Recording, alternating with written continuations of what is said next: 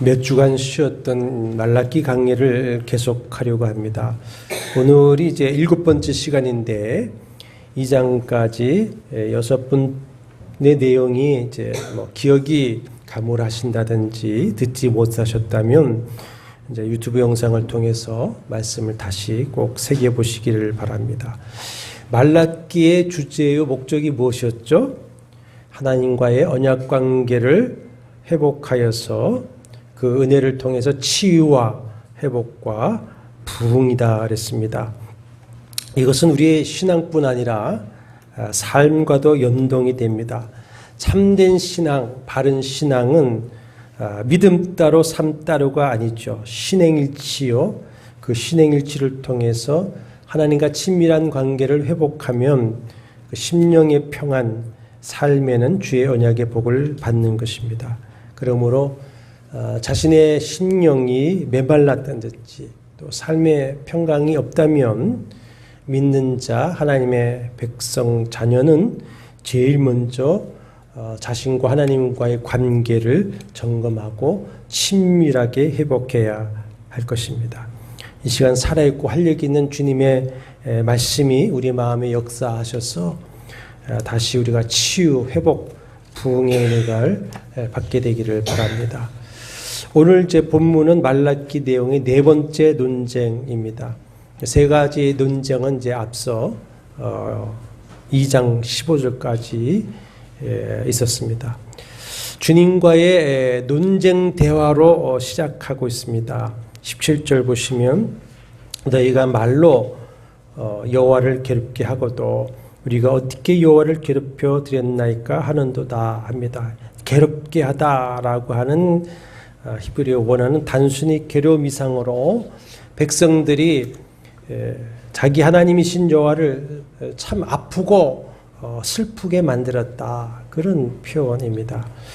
1장 13절에서도 백성과 제사장들은 제사를 하면서도 물론 사람 총독도 받지 않을 훔친 것과 병든 것과 심지어 속여드리는 제물로 주님 받지 않으실 제사를 하고 있었지만은 그런 제사를 하면서도 말로는 이게 얼마나 참 번거로운 거 하면서 주님의 마음을 괴롭혔다 그랬습니다.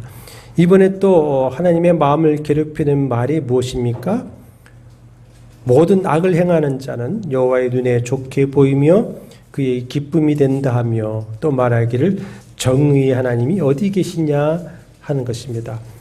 우리말 새 번역을 빌려 조금 쉽게 말하면 주님께서는 악한 일을 하는 모든 사람도 좋게 보신다. 주님께서 오히려 그런 사람들을 더 사랑하신다 하고 말하고 또 공의롭게 재판하시는 하나님이 어디 계시는가 하는 말입니다. 이 말은 하나님은 선보다 악을 더 선호하는 악한 신이라고 조롱하는 것과 같습니다. 믿지 않는 불신자, 하나님을 대적하는 자들은 구약의 여러 가지 모습을 보고 구약의 여호와 하나님은 악한 신이다 이렇게 말하기도 하죠. 또 기독교 내에서도 영지주의, 이원론적 영지주의 사상을 따르는 이단들은 물질을 만든 구약의 하나님은 악한 신이다 이렇게 말합니다. 또 공평과 정의의 하나님 여호와를 섬기던 자들이 공의롭게 재판하는 하나님이 어디 계신가라고 하나님의 존재 자체, 하나님의 성품, 하나님 심판의 회의를 품고 하나님을 부정하는 말을 서슴지 않고 하고 있는 것입니다. 이렇게 말하는 자들은 3장 5절에서 하나님이 심판하시겠다고 하는 그런 죄악들을 지금 서슴없이 행하고 있었습니다. 그들이 그렇게 말하고 행동하는 이유는 무엇이냐? 5절 하반절 말씀에 보면 만군의 여호와를 경외하지 않은 자들이기 때문이다. 이렇게 말씀을 하고 있죠. 자, 1장부터 다시 한번 우리가 반추해 보면 하나님께서 내가 너희를 사랑하였노라 하시니까 주께서 어떻게 우리를 사랑하셨습니까? 이렇게 반문하면서 주님의 사랑에 대해서 회의를 표했습니다. 이거 참 하나님 아버지의 마음을 아프게 하는 거 아닙니까? 부모된 우리가 자녀한테 정말 엄마 아빠가 너를 사랑해. 그러면 자식이 언제 엄마 아빠가 날 사랑했어요? 사랑하긴 하는 거예요? 이러면 얼마나 마음이 아픕니까? 그런 중심이니까 1장 6절에 하나님 아버지에 대한 공경함이나 주인이신 여호와에 대한 두려움이 없게 되었습니다.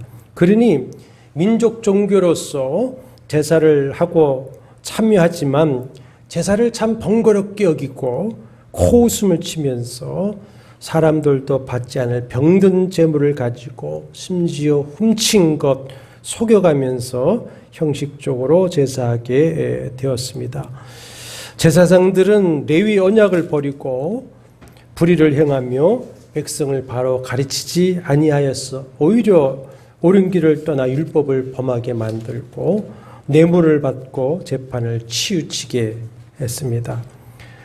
형제들과의 언약을 어길 뿐만 아니라 결혼 언약을 파괴하면서 아내를 버리고 이방인들과 통혼하며 이방신들을 섬기고 또 자신들의 이익과 즐거움에 빠졌습니다. 2장 11절에 보면은 이렇게 언약을 파괴하는 행위에 대해서 거짓을 행하는 것이다. 참 하나님 앞에 가증한 일을 행하는 것이다 말씀하고 있습니다. 그런 일을 행하면서 하는 말이 2장 17절의 말인 것이죠. 이들이 원래 여호와 하나님을 모르는 이방인이었다면 모르겠는데 하나님의 택함을 받고 애굽에서 구원받아 가나안의 축복을 얻었던 하나님의 사랑을 받고 또 하나님을 믿고 섬기는 하나님의 백성들이기 때문에 그 백성을 사랑하는 왕이요 아버지이신 하나님의 마음은 참 괴롭고 아프며 슬픈 것입니다. 그래서 1장 6절에서 내가 아버지일진데 나를 공경함이 어디 있느냐, 내가 주인일진데 나를 두려워함이 어디 있느냐, 이렇게 한탄을 하시는 것입니다. 그러면 왜 이스라엘 백성들이 이 지경까지 되었는가 하는 것입니다. 당시 이스라엘 백성들을 살펴보기 전에 혹시 오늘 이 예배에 참여하면서 이런 심정을 가지고 있지는 않은지 모르겠습니다. 예배에 참여하고 있으나 이런 마음으로 아파하고 있지는 않으신 것인지 오늘 말씀을 통해서 치유되고 회복되는 귀한 은혜가 있기를 주의 이름으로 축원합니다. 현실에 대한 실망, 삶의 고통이 그들의 마음을 멍들게 했을 것입니다. 고레스에 의해서 귀국이 허락되어서 70년 만에 바벨론에서 예루살렘으로 돌아오면서 곧 하나님의 통치가 시작되어서 자신들을 학대하던 주방 이방 민족을 징벌하고 유다 왕국을 회복하게 될 것이며 그동안 모든 고생과 고통은 치유 회복되고 평안하고 풍요로운 삶을 살게 될 것이다. 이런 고대를 가지고 귀국했습니다. 그래서 허물어진 성전도 재건하여서 제사를 시작하였고 학계 선지자는 성전 재건을 독려하면서 그런 예언을 하기도 했습니다.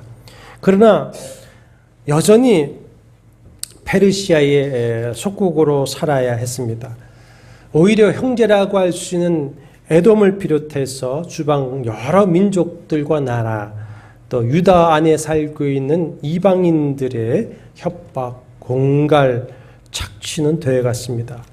거기다가 3장 11절에 기록된 것처럼 가뭄과 병충해 같은 자연재해가 반복되면서 삶이 힘들어지기만 했습니다. 하나님에 대한 서운함이 이제 원망으로 변하여 가득하게 되었고 그들의 여호와 신앙은 병들어가게 된 것이죠. 이렇게 어렵고 힘들게 살아가는 자기의 백성을 내팽개치고 방치하는 신은 더 이상 우리를 사랑하지 않고 우리의 삶에 전혀 관심이 없는 매정한 신이다 이렇게 생각하게 되었습니다. 그러면서 한편으로 돌아보니 율법과 예배, 경건한 삶을 팽개치고 인간적인 수단 방법으로 약삭빠르게 살아가는 사람들, 총독들에게 아부하거나 이방인의 손을 잡거나 또 약한 자들을 거짓말로 속이고 품꾼의 삭스를 착취하는 이들이 오히려 더 잘 사는 것을 보게 됩니다.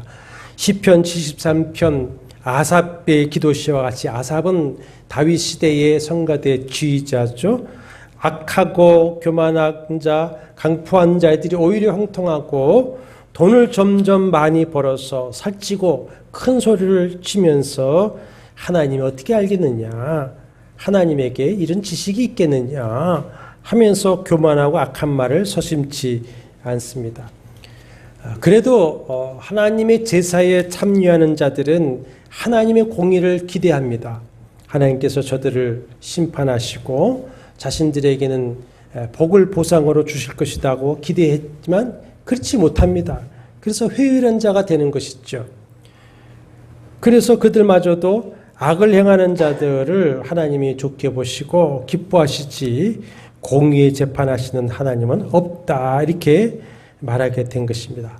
여호와는 악한 신이라고 조롱하고 독을 품는 말을 서심치 않게 하기까지 된 것이죠. 사실 그 시대 이스라엘 사람들의 아픔과 절망을 우리는 충분히 공감하고 이해할 수 있지 않습니까?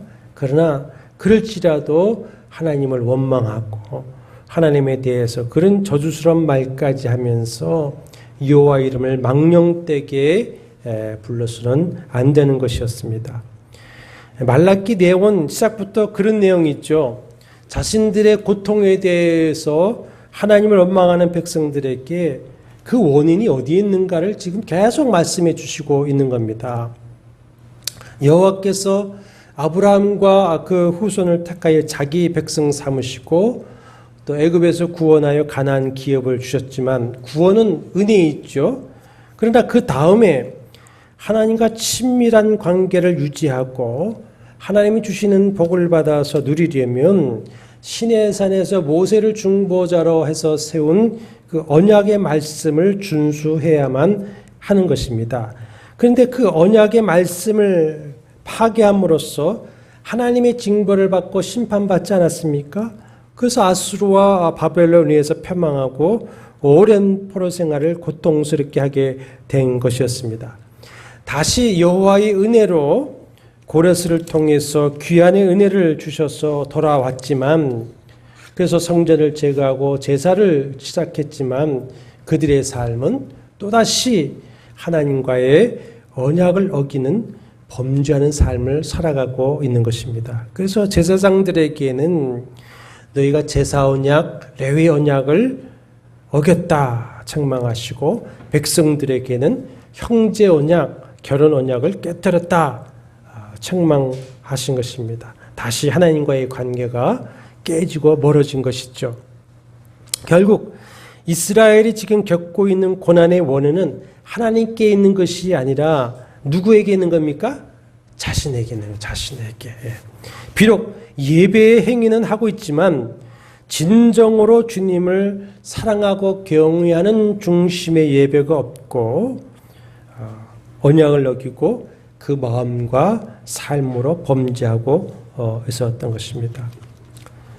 옛날이나 오늘 우리가 살고 있는 현재나 악인이 득세하고 의인이 고난받는 이런 현실, 그런데 하나님은 무관심하신 것 같고 심판하지 않는 것 같은 현실, 현존하는 그 악의 문제에 대한 의구심과 그 문제에 대한 답을 찾고자 하는 고민은 성경에도 끊임없이 제기되는 문제입니다. 이게 신정론이죠. 신정론.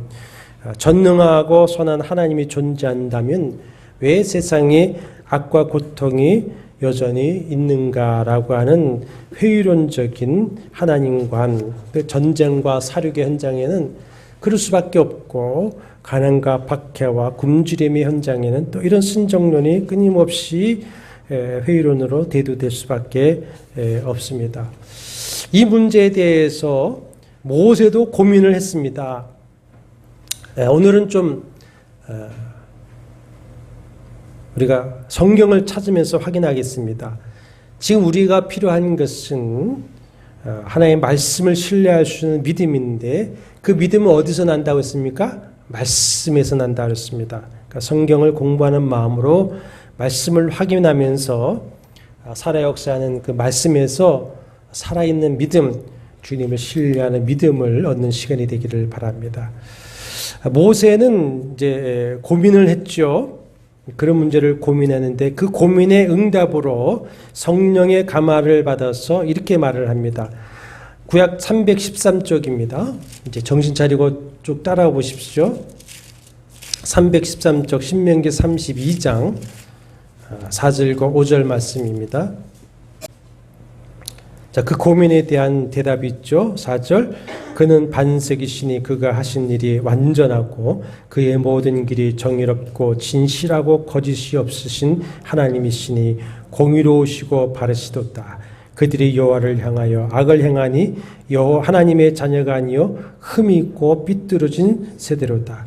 자, 하나님은 정의롭고 공의로우시며 진실하고 거짓이 없는 분이신데 악을 행하는 자들은 하나님의 자녀가 아니고 삐뚤어진 세대이기 때문에 그렇다. 이렇게 말씀합니다. 다윗은 시편 37편 828쪽입니다. 시편 37편에서 이렇게 말을 하고 있습니다. 악을 행하는 자들 때문에 불평하지 말며 불의를 행하는 자들을 시기하지 말지어다. 그들은 풀과 같이 속히 배임을 당할 것이며 푸른 채소같이 세잔할 것이미로다. 여호와를 의뢰하고 선을 행하라. 땅에 머무는 동안 그의 성실을 먹을거리로 삼을지어다. 또 여호와를 기뻐하라. 그가 내 마음의 소원을 내게 이루어 주시리로다. 내 길을 여호와께 맡기라. 그를 의지하면 그가 이루시고 내 의를 빛같이 나타내시며 내 공의를 정오의 빛같이 하시리로다. 여호와 앞에 잠잠하고 참고 기다리라. 자기 길이 형통하며 악한 꾀를 이루는 자 때문에 불평하지 말지어다. 분을 그치고 너를 버리며 불평하지 말라. 오히려 악을 만들 뿐이라. 진실로 악을 행하는 자는 끊어질 것이나 여호와를 소망하는 자들은 땅을 차지하리로다. 잠시 후에는 악인이 없어지리니 내가 그것을 자세히 살필지라도 없으리로다. 그러나 온유한 자들은 땅을 차지하며 풍성한 화평으로 즐거워하리로다. 그렇습니다. 시편 73편 다윗 시대의 성가 대장인 아삽 역시 73편 855쪽에 보면은 73편 1절입니다. 하나님이 참으로 이스라엘 중 마음이 정결한 자에게 선을 행하시나 나는 거의 넘어질 뻔하였고 나의 걸음이 미끄러질 뻔하였으니 이는 내가 악인의 형통함을 보고 오만한 자를 질투하였음이로다. 내가 어쩌면 이를 알까 하여 생각한즉 그것이 내게 심한 고통이 되었더니 17절입니다. 하나님의 성소에 들어갈 때에야 그들의 종말을 내가 깨달았나이다. 주께서 참으로 그들을 미끄러운 곳에 두시며 파멸에 던지시니 그들이 어찌하여 그리 갑자기 황폐되었는가 놀랄 정도로 그들은 전멸하였나이다. 주여 사람이 깬 후에는 꿈을 무시함같이 주께서 깨신 후에는 그들의 형상을 멸시하리이다. 내 마음이 산란하며 내 양심이 찔렀나이다. 내가 이같이 무지함으로 주 앞에 짐승이오나 내가 항상 주와 함께하니 주께서 내 오른손을 붙드셨나이다. 그랬습니다.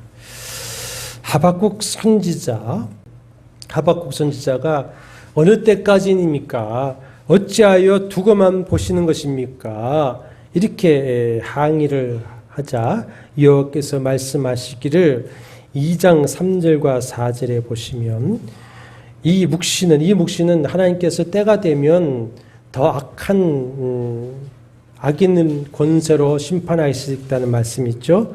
이 묵시는 정한 때가 있나니 그 종말이 속히 이르겠고 결코 거짓되지 아니하리라. 비록 더딜지라도 기다리라. 지체되지 않고 반드시 응하리라. 4절에 보라 그의 마음은 교만하며 그 속에서 정직하지 못하나 의인은 그의 믿음으로 말미암아 살리라. 자, 내가 때가 되면 반드시 악인을 심판할 것이니 너는 믿음으로 살아라. 그 믿음으로 살라는 말씀이 뭘까요? 공의의 하나님, 섭리의 하나님, 심판의 하나님, 보상해 주시는 하나님을 믿고 그 하나님의 말씀대로 살아라. 그것이 의인은 믿음으로 사는 것입니다. 시편 33편 5절에서는 여호와 하나님은 공의와 정의를 사랑하신다 말씀하고 있고, 시편 89편 14절에서는 의와 공의가 주의 보좌의 기초다. 통치와 심판의 기초는 의와 공의다.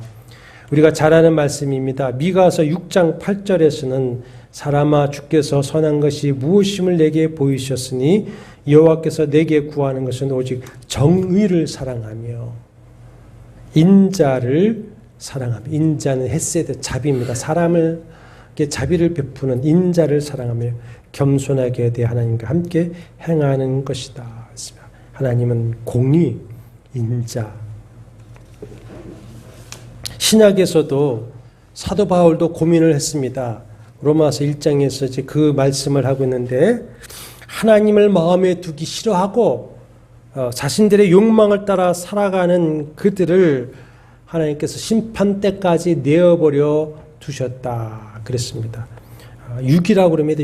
신약적 용어로 육이라고 하는데, 육이라고 하는 것은 그렇게 하도록 충동질하거나 밀쳐내는 것이 아니라 더 이상 사랑하지 않으시고 긍휼을 베풀지 않으시고 자기 뜻대로 살아가도록 내어버려 두는 것, 유기입니다. 그러니까 결국 자기가 스스로 죄를 사랑하여 짓다가 그 죄값, 죄의 열매를 스스로 거두게 하시는 것이다. 그 사도 바울이 우리의 고민을 대답해 주고 있습니다. 사도 베드로도 그 고민의 답을 하고 있습니다. 베드로 후서 신약 386쪽입니다. 386쪽.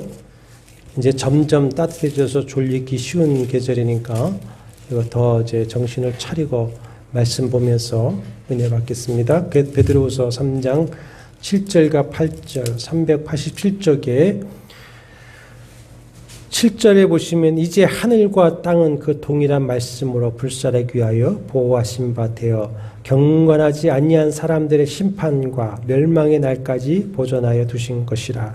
사랑하는 자들아, 주께는 하루가 천년 같고 천년이 하루 같다는 이 한 가지를 잊지 말라. 14절, 그러므로 사랑하는 자들아, 너희가 이것을 바라보나니 주 앞에서 점도 없고 흠도 없이 평강 가운데 나타나기를 힘쓰라. 하나님 멸망을 준비하시지만 오래 참으신다. 너희는 그래서 흠 없고 점 없이 그 앞에 서기를 힘써라.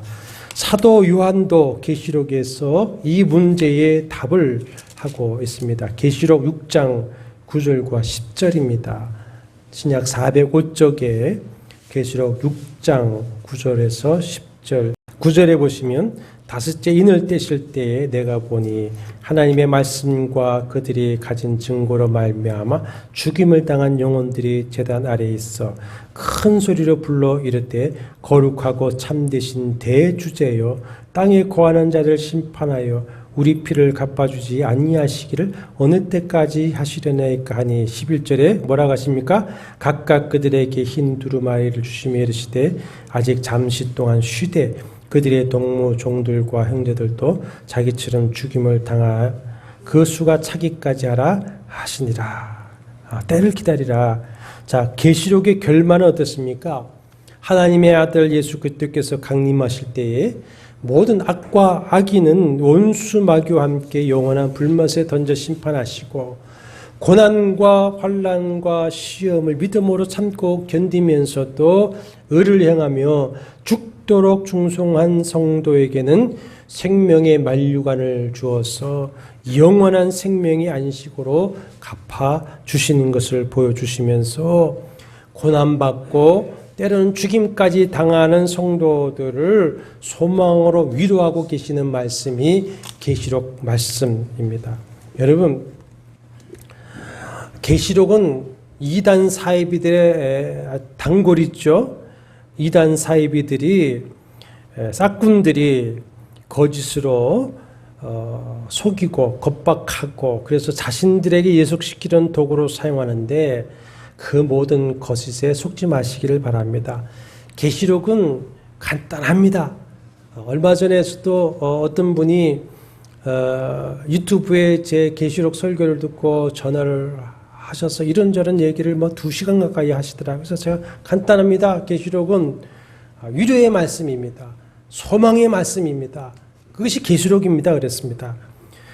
세상이 아무리 악하고 아무리 악인이 득세하여 의인과 선인을 압제하고 의인이 고난을 받지만, 세상에서는 세상의 왕이 악하게 다스리는 것 같지만, 그러나 사망 권세에 이기신 만왕의 왕 우리 주 예수 그리스도께서 세상을 주관하고 계시고, 마침내 심판의 주로 오셔서 악인을 심판하시고 의인을 구원하신다는 것을 보여주시는 것이 계시록 말씀입니다.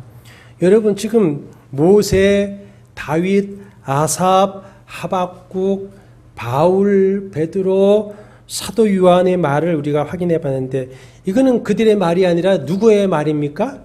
주님의 말씀이 있죠. 그 말씀을 그들에게 감동과 계시로 주신 하나님의 말씀인 줄로 믿습니다. 아멘이시죠? 그러므로 사랑하는 여러분, 여러분이 혹시 이런저런 문제로 고민하고 어렵고 또 원치 않은 고난을 당하고 있을지라도, 그래서 때로는 믿음과 하나님에 대한 사랑, 하나님의 성품, 심지어 하나님의 존재에 대해서 회의를 가지고 있다고 한다면, 사람의 말과 위로가 아니라 영원하신 하나님, 신실하신 주님, 공의와 정의의 하나님 여호와의 말씀으로 소망과 위로를 삼으시기를 바랍니다.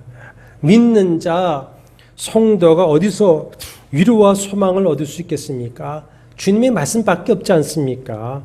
목사도 마찬가지입니다. 목사가 아무리 미사료구를 많이 해도 사람의 말은 위로와 소망이 되지 않습니다. 오직 주님의 말씀밖에 없습니다. 그러므로 오늘 말씀을 아멘으로 여러분의 것으로 삼고 돌아가시기를 바랍니다. 그러면 살아계신 주님의 말씀이 여러분의 심령과 삶에 살아 역사하실 것을 믿으시기를 바랍니다. 주님께서 사랑하신 자녀요, 백성이 하나님을 향해 당신은 악을 좋아하고 오히려 악인을 기뻐하시는 신이고 당신이 공의로 재판한다는 것은 헛것입니다. 도대체 공의 하나님이 계시기나 하는 것입니까? 라고 하나님을 악한 신이라고 조종하기까지 하는 그 악한 말에 심히 마음이 괴로우신 하나님께서 그들에게 너희가 말로 나 여호와를 괴롭게 하고 있다 말씀하고 있는 것이죠. 그런 마음이 말라기에서 지금 계속되고 있습니다. 1장 2절에 우리가 살펴봤지만 여호와께서 내가 너희를 사랑하였노라 하니까는 언제 우리를 사랑하셨습니까? 이렇게 마음을 아프게 하지 않았습니까?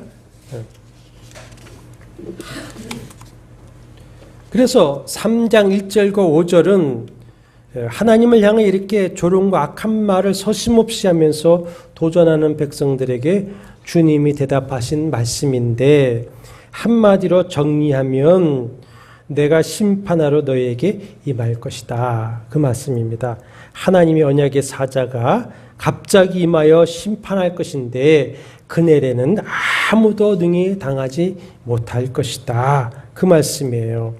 오늘은 3장 1절에 그 언약의 사자가 누구이신가에 대해서 설명을 하고 마쳐야 할 것 같습니다. 그 언약의 사자가 누구를 어떻게 심판하실 것인가 하는 것은 이제 다음 시간에 자세히 강론하겠습니다. 우리 3장 1절을 다시 한번 찬찬히 읽어보실까요? 3장 1절 시작. 만군의 여호와가 이르노라 보라 내가 내 사자를 보내리니 내 앞에서 길을 준비할 것이요 또 너희가 구하는 바 주가 갑자기 그의 성전에 임하시리니 곧 너희가 사모하는 바 언약의 사자가 임하실 것이요. 자, 1절에 사자가 몇 명이 있습니까? 메신저죠. 두 사자가 있습니다. 내 사자라 즉 여호와의 사자가 있고 3장 1절 끝에 언약의 사자가 있습니다. 상반절에 내가 내 사자를 보내리니 내 앞에서 길을 준비할 것이요 말씀하는 사자가 있습니다. 이 사자는 하반절에 말씀하는 그 언약의 사자의 오실 길을 준비하기 위하여서 먼저 보내심을 받은 여호와의 사자입니다. 내 사자라고 하는 원어는 말라기입니다. 말라기. 지금 누가 쓴 책이죠? 말라기. 말라기의 뜻도 나의 사자입니다. 근데 여기서는 천사가 아니라 사람 메신저입니다. 말라기도 하나님 보내주신 그 메신저죠. 사자죠. 근데 여기서는 언약의 사자의 오실 길을 준비하기 위해서 언약의 사자 앞에 보내심을 받은 내 사자 여호와의 사자다 그렇습니다. 이 여호와의 사자에 대해서는 이미 이사야 몇백 년 전에 이사야 한번 보시겠습니다. 1014쪽에 40장 3절과 4절에서 이미 예언되어져 있습니다. 이사야 40장 3절과 4절입니다. 우리가 주님의 말씀을 확인하고 그 말씀이 어떻게 그대로 성취되어지는가를 확인하는 것은 우리의 믿음을 크게 도움이 되어지고 반석에 세우게 될 겁니다. 이사야 40장 3절과 4절에 보시면 외치는 자의 소리여 이르되 너희는 광야에서 여호와의 길을 예비하라 사막에서 우리 하나님의 대로를 평탄케 하라 골짜기마다 도도지며 산마다 언덕마다 낮아지며 고르지 아니한 곳이 평탄하게 되며 험한 곳이 평지가 될 것이요 그랬습니다. 그러면 자 다시 이제 본문으로 와서 이 여호와의 사자가 누구라고 얘기를 하고 있느냐 말라기 4장 5절에 보시면 말라기는 이 여호와의 사자가 누구인지를 말을 하고 있습니다. 말라기 4장 5절 보라 여호와의 크고 두려운 날이 이르기 전에 내가 선지자 엘리야를 너에게 보내리니 하셨습니다. 승천한 엘리야가 언약의 사자의 길을 준비하기 위해서 보낼 것이라 말씀하고 있어요. 그러면 이 사자 언약의 사자 앞서서 오는 여호와의 사자가 누구인지 이것에 대해서 예수께서 분명하게 말씀을 해 주시고 있습니다. 예수 그리스도는 바로 삼위일체 하나님 요한복음 1장 1절에 말씀하시는 말씀 하나님이시죠. 그 말씀 하나님이 모세와 여러 선지자들에게 그의 성령으로 말씀을 계시하여 주신 것이 구약 성경이고 바로 그 하나님이십니다. 그러니까 그 말씀을 주신 말씀 하나님이 오셔서 해석을 해 주시는 것이 가장 어떻습니까? 분명하고 정확한 것이지 않습니까? 그 예수님이 이 사자가 누구인지 말씀을 하고 있는데 마태복음 11장에 보면은 이제 세례 요한이 헤롯 왕의 부정을 이제 책망했다가 오래 옥에 갇히게 되었습니다. 오래 옥에 갇혀 있다 보니까 고난을 받다 보니까 믿음이 좀 흔들렸던 것 같습니다. 그래서 예수께 제자를 보내어서 오실 그이가 당신입니까? 우리가 다른 일을 기다려야 됩니까? 라고 묻습니다. 그 제자들도 다 흔들리고 있었을 때입니다. 그러니까 세례 요한에 대해서 말씀해 주시는데 11장 10절에 보면 기록된 바 내가 내 사자를 내 앞에 보내노니 그가 내 길을 내 앞에서 준비하라 하신 것이 이 사람에 대한 말씀이라. 이 사람이 누굽니까? 세례 요한. 14절에서는 말라기 4장 5절에서 오리란 엘리야가 곧 누구라? 이 사람. 누굽니까? 세례 요한이라. 이것은 누가복음 1장에 세례 요한의 출생 기록에서 분명하게 또 계시되어지고 있습니다.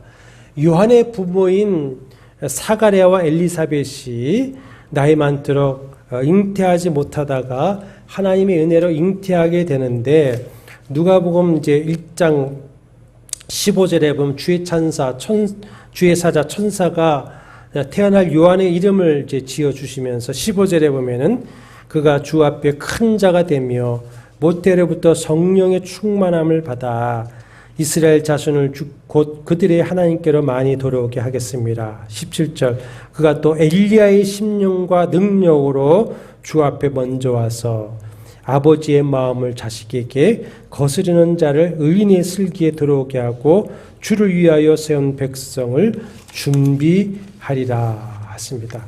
이건 세례 요한의 자기 고백에도 마찬가지입니다. 요한복음 1장 19절 21절에 보면은 요한이 회개의 세례를 베풀고 많은 백성이 그를 따르자 제사장들과 레위인들이 사람을 보내서 도대체 네가 누구냐? 네가 그리스도냐? 그러니까 나는 그리스도가 아니다 라고 하면서 뭐라고 하냐면 나는 선지자 이사야의 말과 같이 주의 길을 곧게 하라고 광야에서 외치는 자의 소리다 그랬습니다. 자, 세례 요한은 누구의 길을 예비하기 위해서 왔습니까?